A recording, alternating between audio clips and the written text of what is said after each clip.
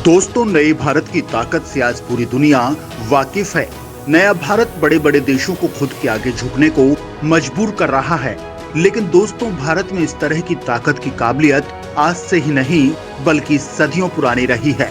भारत सदियों से ही ताकत का बादशाह रहा है। हमारे प्राचीन भारत में महान योद्धाओं ने जन्म लिया है। इन योद्धाओं के अस्त्र शस्त्र इतने ताकतवर रहे हैं जो पूरे ब्रह्मांड के सबसे ताकतवर माने जाते हैं। कहा जाता है कि प्राचीन भारत में ब्रह्मास्त्र हुआ करता था जो पूरे ब्रह्मांड का सबसे शक्तिशाली अस्त्र था, जो आज के परमाणु बम से भी कहीं ज्यादा खतरनाक और ताकतवर था। ब्रह्मास्त्र को लेकर एक फिल्म भी बनाई गई है, लेकिन ये फिल्म रिलीज होने से पहले ही विरोध का शिकार हो गई। इस वीडियो में हम इस फिल्म की बात नहीं करेंगे बल्कि ब्रह्मास्त्र की बात करेंगे और इसके साथ ही प्राचीन भारत के अस्त्र शस्त्र की बात करेंगे। तो चलिए दोस्तों, जानते हैं कि प्राचीन भारत में वो कौन कौन से अस्त्र शस्त्र हुआ करते थे जो आज के परमाणु बम से भी खतरनाक माने जाते थे। लेकिन दोस्तों, उससे पहले हम आपको बता दें कि अस्त्रों और शस्त्र जैसे शब्द आपको सुनने में एक जैसे लग रहे हों, लेकिन इनमें काफी बड़ा अंतर होता है। प्राचीन युग में हथियारों को दो तरह का बनाया गया। इनमें पहला शस्त्र है और दूसरा अस्त्र होता है। शस्त्र जो हाथ में पकड़कर चलाया जाता था, उदाहरण के तौर पर तलवार, गदा, भाला, फरसा, कुल्हाड़ी, हथौड़ा, और दूसरी तरफ अस्त्र जो मिसाइल जैसे हथियार होते हैं जिन्हें मंत्रों के उच्चारण से चलाया जाता है। इन अस्त्रों को अग्नि पुराण में 5 तरीके से बांटा गया है। पहला है यंत्र मुक्त अस्त्र। जैसा कि नाम से ही जाहिर है कि ये किसी यंत्र से मुक्त होता है, जैसे किसी मशीन द्वारा चलाया जाता है। दूसरा अस्त्र है पानी मुक्त, यानी जो हाथों से फेंक कर चलाया जाए। और तीसरा अस्त्र है मुक्त संहारिता, जिसमें ऐसे हथियार होते हैं जो फेंक कर वापस खींच लिए जा सकते हैं।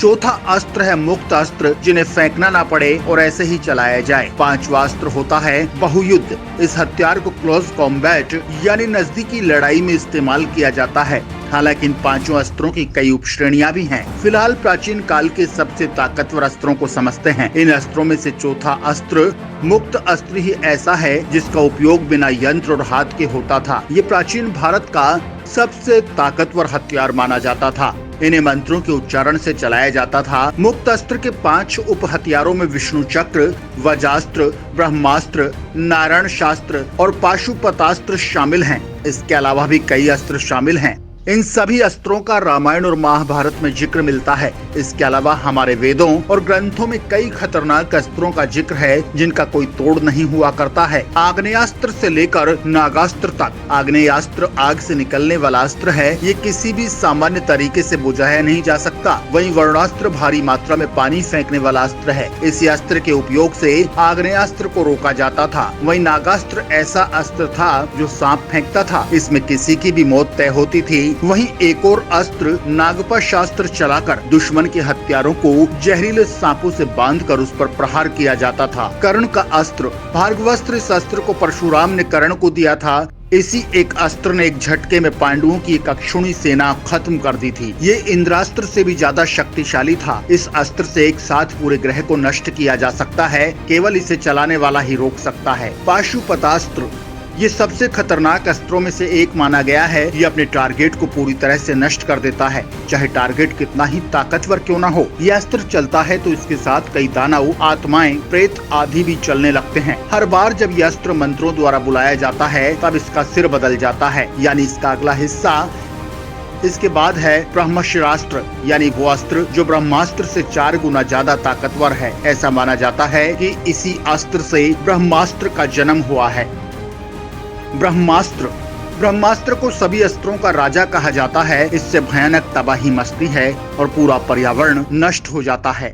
जीवन या उसके कोई स्रोत नहीं बचते। पुरुष और महिलाएं नपुंसक हो जाते हैं। धरती पर बारिश बंद हो जाती है। सब तरफ सूखा पड़ जाता है। पुराणों में कहा गया है कि इस अस्त्र से 10,000 सूरज की गर्मी और भयानक धुआं निकलता है। वेद पुराणों आदि में वर्णन मिलता है। जगत पिता भगवान ब्रह्मा ने दैत्यों के नाश के लिए ब्रह्मास्त्र की उत्पत्ति की थी। रामायण और महाभारत काल में यह अस्त्र गिने चुने योद्धाओं के पास था। रामायण काल में जहाँ यह विभीषण और लक्ष्मण के पास थे, वहीं महाभारत काल में यह द्रोणाचार्य, अश्वत्थामा, कुवलाश्व, युधिष्ठिर, कर्ण, प्रद्युम्न और अर्जुन के पास थे।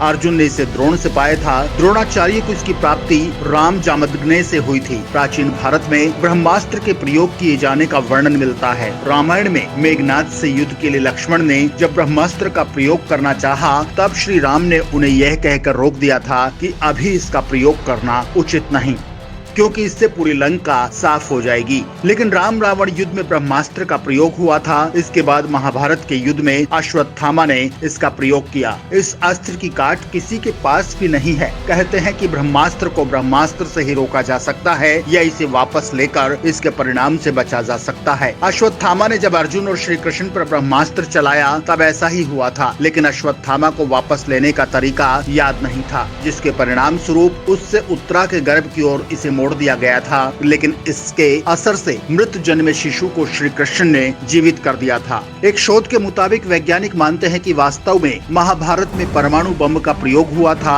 डॉक्टर और लेखक पद्माकर विष्णुवर्तक ने अपने शोध कार्य के आधार पर कहा था कि महाभारत के समय जो ब्रह्मास्त्र इस्तेमाल किया गया था, वो परमाणु बम के समान ही था। डॉक्टर वर्तक ने 1969 में एक किताब लिखी, स्वयंभू। इसमें उसका उल्लेख मिलता है। कहते हैं कि आधुनिक काल में जे रॉबर्ट ओपनहाइमर ने गीता और महाभारत का गहन अध्ययन किया था। उन्होंने महाभारत में बताए गए ब्रह्मास्त्र की संहारक क्षमता पर शोध किया और अपने मिशन को नाम दिया ट्रिनिटी, यानी त्रिदेव। रॉबर्ट के नेतृत्व में 1939 से 1945 के बीच वैज्ञानिकों की एक टीम ने ये काम किया। 16 जुलाई 1945 को इसका पहला परीक्षण किया गया था। क्या सिंधु सभ्यता ब्रह्मास्त्र से नष्ट हो गई थी?